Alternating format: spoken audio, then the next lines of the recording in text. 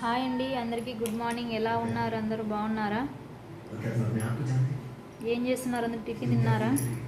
నేనైతే స్నానం చేసి ఈరోజు సోమవారం దేవుని పటాలు మొత్తం తుడిచి బొట్లు పెట్టుకుందామని బొట్లు పెడుతున్నాను. గంధం బొట్లు, కుంకుమ బొట్లు. ఓకేనా ఫ్రెండ్స్?